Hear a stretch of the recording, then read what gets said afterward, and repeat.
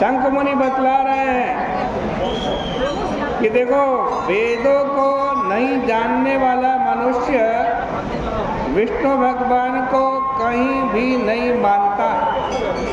वेदों द्वारा जानने योग्य व्यापक सनातन श्री नारायण भगवान को इंद्रियों, अनुमानों व तर्कों के द्वारा नहीं जाना जा सकता। अपनी बुद्धि के अनुसार किसी प्रभु के जन्म, अवतार, कर्मों एवं गुणों को जानकर उनके वश में रहने वाला, आत्मसमर्पण करने वाला जीव समुदाय जन्म मरण से मुक्त हो जाता है। भगवान विष्णु का तेज क्रम से देवता, ऋषि एवं पितरों एक एक में स्थित है। उसे प्रत्यक्ष आगम, वेद वाक्य या आप्तवाक्य एवं अनुमान प्रमाणों से जानना चाहिए। बल, ज्ञान तथा सुख में सर्वप्रथम नरोत्तम भगवान को जानना चाहिए। इसलिए ज्ञान विज्ञान संपन्न राजा सामान्य मनुष्य से 100 गुना बड़ा होता। आज कहते हैं राजा से 100 गुना बड़ा गंधर्व होते हैं। बेटा बैठ जाओ, खड़े मत हो ऐसे। आज कहते हैं कि गंधर्वों से तत्वज्ञानी देवता 100 गुना बड़े होते हैं, श्रेष्ठ होते हैं। तत्वाभिमानी देवताओं से जो सप्त ऋषि हैं वो 100 गुना श्रेष्ठ होते हैं। सप्त ऋषियों से भी 100 गुना श्रेष्ठ अग्निदेव हैं। उनसे भी बड़े सूर्य देव हैं। सूर्य से भी बड़े गुरु, देवगुरु बृहस्पति हैं। गुरु से भी बड़े प्राण हैं। प्राण से बड़े महाबली इंद्र, इंद्र से भी बड़ी देवी पार्वती, उनसे भी बड़े जगत गुरु भगवान शंकर, शंकर से भी बड़ी महादेवी बुद्धि, बुद्धि से बल स्वरूप प्राण श्रेष्ठ है। प्राण वायु से श्रेष्ठ कोई नहीं है। प्राण में ही सब कुछ स्थित है। यह सब कुछ प्राण से ही पैदा हुआ है और प्राण से ही नष्ट हो जाएगा।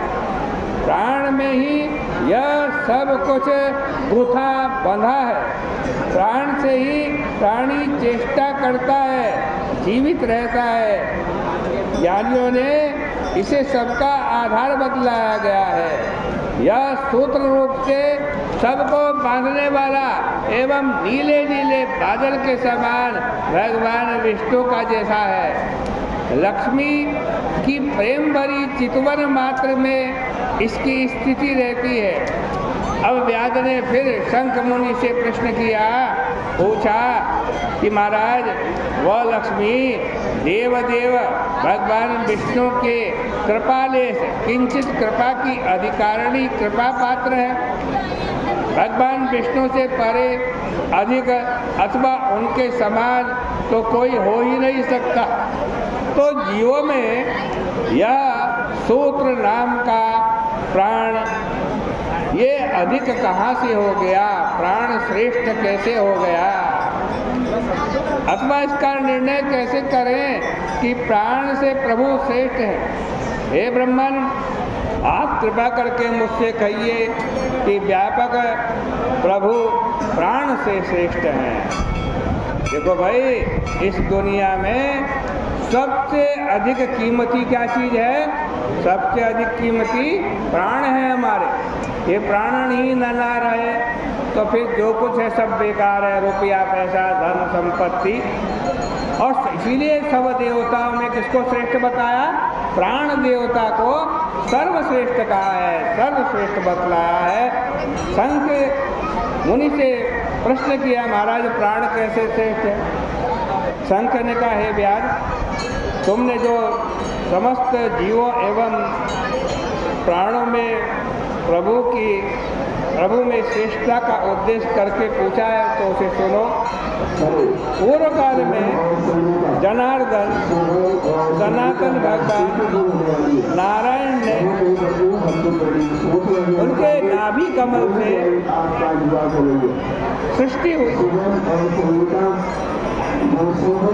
ब्रह्मा आदि देवताओं की सृष्टि करके भगवान ने कहा कि आप लोग देवताओं में ब्रह्मा का साम्राज्य स्थापित मैं कर रहा हूँ, और आप लोगों में जो विशेष हो, अत्यंत बलशाली हो, शील आदि गुणों से युक्त हो, शौर्य पराक्रम आदि गुणों से युक्त हो, उसको तुम युवराज पद पर बिठा दीजिए, उसको युवराज राजकुमार बना दीजिए। व्यापक प्रभु के ऐसा कहने पर सभी देवता इंद्र के सामने जाकर के कहने लगे, मैं सबसे बड़ा हूँ, मुझे युवराज बनाओ, मैं सबसे बड़ा हूँ, मुझे युवराज बनाओ। ऐसा विवाद करने लगे। सभी विवाद कर ही रहे थे कि कुछ लोग कहते हैं कि सूर्य उत्तम है, सूर्य नारायण को युवराज बनाए। कुछ लोग कहते हैं इंद्र उत्तम है, इंद्र को युवराज बनाया जाए। कुछ ने काम को, तो कुछ लोग चुपचाप ही बैठे रहे। उन लोगों ने निर्णय नहीं देख करके वो सब भगवान नारायण के पास गए। पुनः नमस्कार करके हाथ जोड़ करके सभी देवताओं ने कहा, हे महाविष्णु, हम लोगों ने भली भांति विचार किया है, हम लोग अपने से ज़्यादा किसी को भी बड़ा नहीं समझते। आप ही निर्णय करके बतलाएं कि हम में सबसे बड़ा देवता कौन है, किसको युवराज बनाया जाए। भगवान ने कहा, देखो ये मेरा विराट शरीर पड़ा है, इसमें सभी देवता एक एक करके निकले।